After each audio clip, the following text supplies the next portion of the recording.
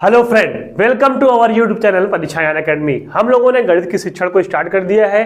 कल की क्लास में हम लोगों ने देखा था शिक्षण, तो गणित के शिक्षण से संबंधित पहले हमने देखा था, उसके सिलेबस को देखा था और उसके बाद गणित की परिभाषा और गणित के उद्देश्य को कल की क्लास में हम लोगों ने कंप्लीट कर लिया था। और आज की क्लास में हम लोग उसके आगे जो शिक्षण हमारे जितने टॉपिक दिए हुए हैं उसको हम लोग एक एक करके देखेंगे।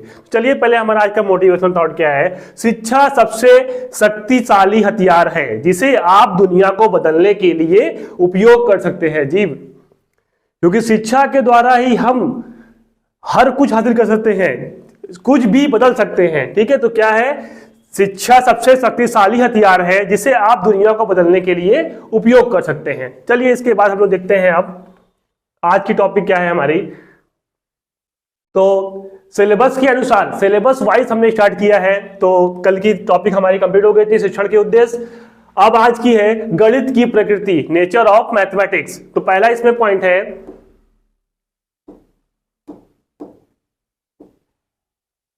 गणित में संख्याएं, स्थान, दिशा तथा मापन या माप तौल का ज्ञान प्राप्त किया जाता है। तो गणित के द्वारा ही क्या क्या होता है, संख्याएं, स्थान, दिशा का ज्ञान, मापन तथा माप तौल का ज्ञान होता है। अगला पॉइंट है गणित विज्ञान की क्रमबद्ध, संगठित तथा यथार्थ एग्जैक्ट शाखा है। मतलब गणित के द्वारा ही क्या है, विज्ञान की क्रमबद्ध, संगठित और यथार्थ क्या है, शाखा। गणित जो है विज्ञान की ही क्या है, एक शाखा है। अगला पॉइंट है गणित विज्ञान का अमूर्त रूप है। अमूर्त मतलब क्या होता है, जो दिखता ना हो। मूर्त मतलब जो दिखाई दे, अमूर्त जो है जो दिखाई ना हो। तो क्या हो जाएगा, एब्स्ट्रैक्ट फॉर्म। गणित विकास विज्ञान का क्या है, एक अमूर्त रूप है। अगला पॉइंट है गणित तार्किक विचारों का विज्ञान है। जी, गणित क्या है, तार्किक विचारों का विज्ञान है। तर्क के आधार पर ही हम क्या कर सकते हैं, गणित को सॉल्व करते हैं। चलिए अगला पॉइंट है गणित आगमनात्मक तथा प्रायोगिक विज्ञान है। गणित में पहले क्या होता है, आगमन विधि, निगमन विधि आप लोगों ने पढ़ा होगा। आगमन मतलब क्या है, पहले एग्जांपल लेके फिर क्या करेंगे, क्वेश्चन कराएंगे। प्रायोगिक मतलब क्या, प्रयोगों के आधार पर। ये किसकी है, क्या है, गणित की प्रकृति है।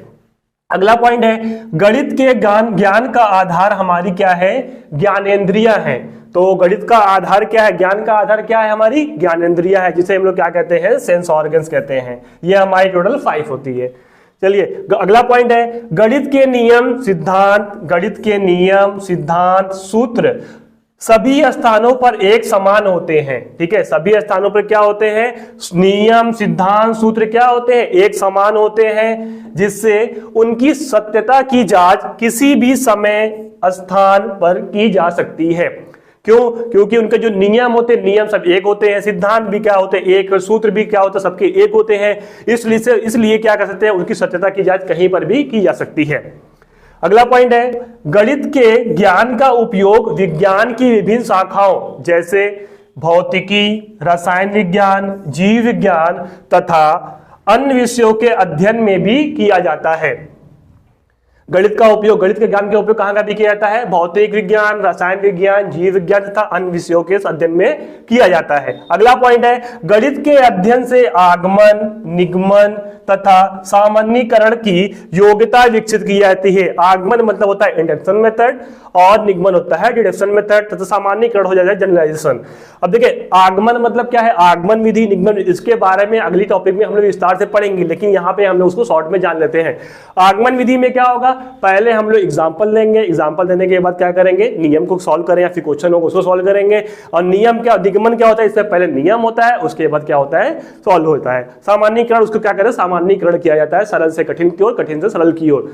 ये क्या है हमारा गणित की प्रकृति। अगला पॉइंट हमारा है गणित का अध्ययन। गणित के अध्ययन से बालकों में आत्मविश्वास तथा आत्मनिर्भरता का विकास होता है। जी, गणित के द्वारा ही क्या, जैसे अगर आपको कोई भी क्वेश्चन आता है तो आप क्या कर सकते, आपके अंदर ऑटोमेटिकली क्या हो जाता है, आत्मविश्वास हो जाता है, ये लगता है कि हाँ मैं ये क्वेश्चन कर सकता हूं। तो ये था हमारा आज का गणित की प्रकृति, जो हमारा क्या है, एक टॉपिक थी। अब चलिए देखते हैं अगला पॉइंट क्या है। अगला पॉइंट देखिए, अब इससे जो क्वेश्चन बनते हैं उसको हम लोग देखते हैं, जो गणित के प्रकृति समरी जो हमारे एग्जाम में क्वेश्चन बनते हैं, चलिए उसको देखते हैं। तो पहला क्वेश्चन है, गणित के समझने की प्रकृति होनी चाहिए, गणित की समझने की प्रकृति कैसी होनी चाहिए, कठिन, सरल, तार्किक या सजावटी। अभी हम लोगों ने पढ़ा, देखिए कल हम लोगों ने क्वेश्चन टैग पढ़ा हुआ था कि कैसे क्वेश्चन को एलिमिनेट करते हैं, उसके आधार पर भी इसको एलिमिनेट कर सकते हैं। कठिन, सरल, सजावटी, सीधे क्या होगा, एलिमिनेट हो गया। तार्किक, तो इसका आंसर क्या हो जाए, गणित के समझने की प्रकृति कैसी होनी चाहिए, तार्किक होनी चाहिए। इसके पहले भी हम लोगों ने इसमें पढ़ा था। चलिए अगला क्वेश्चन है, गणित में बेहतर होने के लिए डैश एक व्यक्ति को आवश्यकता है, किस चीजों की, रचनाओं में प्रवीणता, रचना का इससे कोई संबंध ही नहीं है, अमूर्त चिंतन और तर्कसंगत विवेचन द्वारा समस्याओं को बनाने और उन्हें सूत्रबद्ध करने की। अगला है सूत्र याद करने की, उसके बाद चौथा पॉइंट है हल को याद करने की। कल हम लोगों ने पढ़ा था याद करना, रटना हमको एकदम ही नहीं है, एनसीएफ इसे क्या करता है, सीधे सीधे मना करता है। तो ये क्या हो जाएगा, याद करने की विधि, ये गलत हो जाएगा। हल को याद करने की, ये भी गलत हो जाएगा। रचनाओं में प्रवृत्ता, रचनाओं में प्रवृत्ता कोई संबंध ही नहीं है। अगर हम इस आधार पर अगर करेंगे एलिमिनेट करके, तब पर भी हमारा क्या आंसर हो जाएगा, अमूर्त चिंतन और तर्कसंगत विवेचन द्वारा समस्याओं को बनाने और उन्हें सूत्रबद्ध करने की। तो हमारा आंसर ये हो जाएगा। चलिए अगला देखते हैं। चलिए दोस्तों, इसके बाद देखते हैं राष्ट्रीय पाठचर्या की रूपरेखा एनसीएफ 2005, जो कि क्या है हमारा बहुत इंपॉर्टेंट है। चलिए इसको देख लेते हैं। राष्ट्रीय पाठचर्या 2005 में बनाई जाने वाली इस तरीके की चौथी रूपरेखा है, मतलब इसका मतलब कि 3 इसके पहले आ चुकी हैं, वो कब कब आई है। ऐसी पहली 3 रूपरेखाएं वर्ष 1975, 1988 तथा 2000 में बनाई गई है। कब कब बनाई गई है, 1975, 1988 तथा 2000 में बनाई गई है, जिसे इसे राष्ट्रीय शिक्षा अनुसंधान परिषद द्वारा तैयार किया जाता है। किसके द्वारा तैयार किया जाता है, एनसीईआरटी के द्वारा क्या किया जाता है, तैयार किया जाता है। या पाठ्यक्रमों की रचना, नीति सुधार, अनुशासनों तथा शिक्षण में श्रेष्ठ प्रणालियों की आधारशिला होती है। तो हमारी एनसीएफ जो होता है, एनसीएफ क्या होता है, इसे कौन बनाता है, तैयार करता है, एनसीईआरटी तैयार करता है। अब तक कितनी बार आ चुका है, टोटल 4 बार आया हुआ है। लास्ट कौन है हमारा, नवीन कौन सा है, 2005 का है। इसके पहले 3 कौन कौन से आए हैं, पहला आया 1975, 1988 और 2000 में। और या पाठ्यक्रमों की रचना, नीति सुधार, अनुशासन तो शिक्षण में श्रेष्ठ प्रणालियों की क्या होती है, आधारशिला होती है।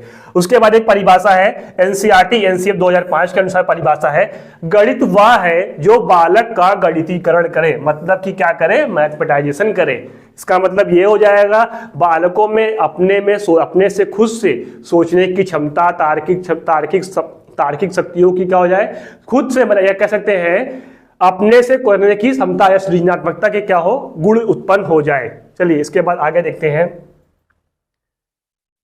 राष्ट्रीय पाठचर्या की रूपरेखा 2005 के मार्गदर्शी सिद्धांत, ये क्या है, मार्गदर्शी सिद्धांत, इसके आधार पर क्या कह सकते हैं बच्चों, हम लोग आसानी से हम लोग क्वेश्चन को सॉल्व कर सकते हैं। तो इसमें पहला पॉइंट क्या है, ज्ञान को स्कूल के बाहरी जीवन से जोड़ा जाए। मतलब क्या हो, बाहरी जीवन से जोड़ा जाए, मतलब क्या है, जो बुक जो है हमारी बुक के मतलब कि क्या हो, पुस्तक केंद्रित ना हो। हमें बच्चों को जो भी एग्जाम्पल देना, उनके व्यवहारिक रूप से या फिर बाहरी जीवन में, जैसे वो जिस भी स्थान में रहते हैं, प्रांत में रहते हैं, उनके अनुसार ही क्या करना चाहिए, हमको जोड़ करके बताना चाहिए।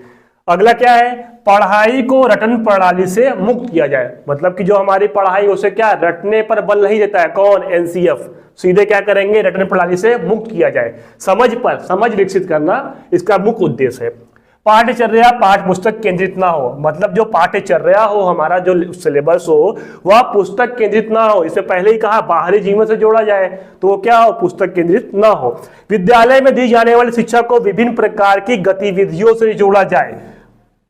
इसका मतलब यह हुआ कि विद्यालय में जो भी शिक्षा दी जाए वो गतिविधि आधारित, जैसे कि क्या होता है हमारा टीएलएम होता है, टीएलएम के द्वारा श्रव्य और दृश्य सामग्री का प्रयोग किया जाता है, और इसके आधार पर क्या किया, गतिविधि, मतलब कि खेल खेल में बच्चों को शिक्षा दिया जाए। ये क्या है, किसका उद्देश्य है या कुछ इसका सिद्धांत है, एनसीएफ 2005 का।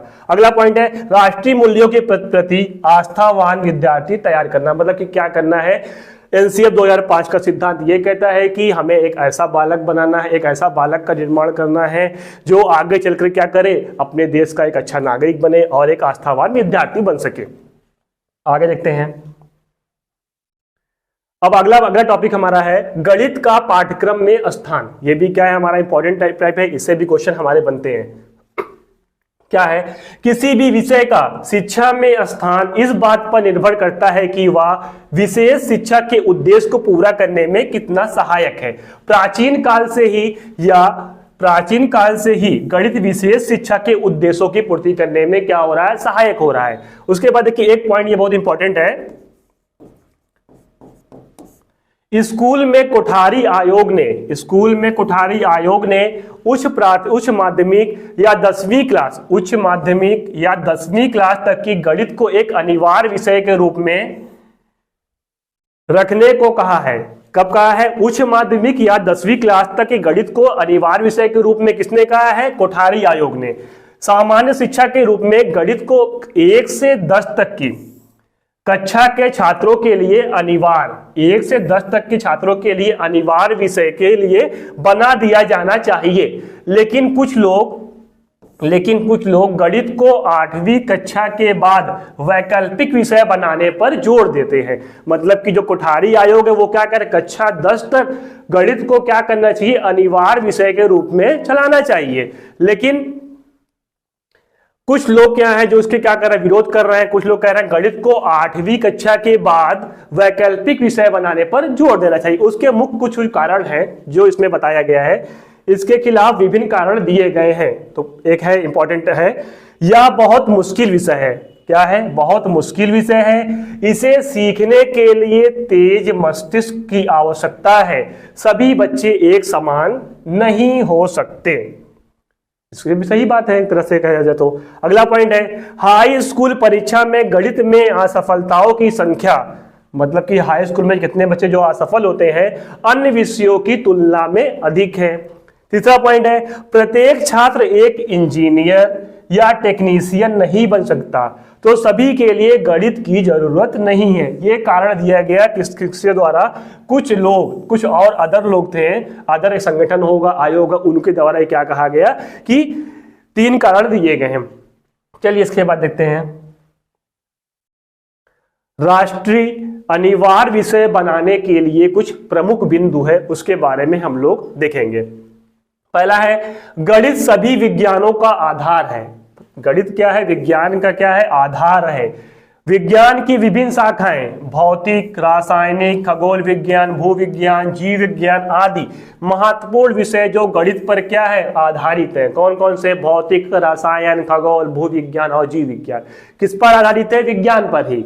अगला पॉइंट है, गणित मानसिक शक्तियों को विकसित करने का अवसर प्रदान करता है। गणित क्या कर सकता है, मानसिक शक्तियों को विकसित करने का अवसर।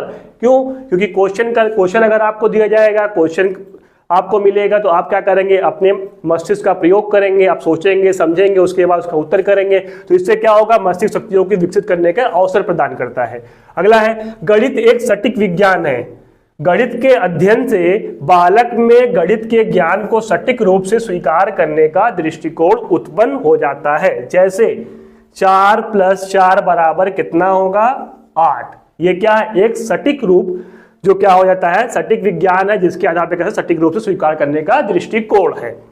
बच्चों में गणित अनुशासन संबंधित गुण या विशेषता का विकास भी करता है। क्या करता है, अनुशासन संबंधी गुण और विशेषता का विकास करता है। अगला पॉइंट है, गणित तार्किक दृष्टिकोण उत्पन्न करता है। क्यों, तर्क आधारित है तो तार्किक दृष्टिकोण उत्पन्न करेगा ही। गणित समस्याओं को हल करने के लिए एक बच्चे को तर्क संगत सोचना पड़ता है। गणित क्या है, समस्याओं को हल करने के लिए तर्क संगत सोचना पड़ता है। ये क्या है, एक प्रमुख बिंदु है, जिससे बच्चे के बौद्धिक विकास पर प्रभाव पड़ता है और उसकी मानसिक क्षमताओं का भी क्या क्या होता है, साथ साथ विकास होता है।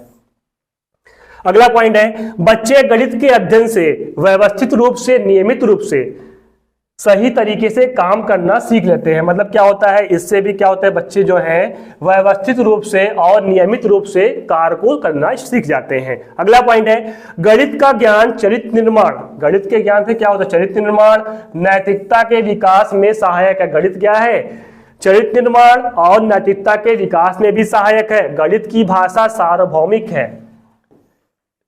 गणित मानव जीवन से संबंधित है। मानव जीवन से भी क्या है संबंधित, हम दिनचर्या में भी क्या करते हैं, गणित का प्रयोग करते हैं। जैसे दिनचर्या के कामों में खरीद के लिए, बजट बनाने के लिए, प्रत्येक पहलू में गणित का उपयोग शामिल है। मतलब क्या होता है, दिनचर्या में भी हम गणित का डेली यूज करते रहते हैं।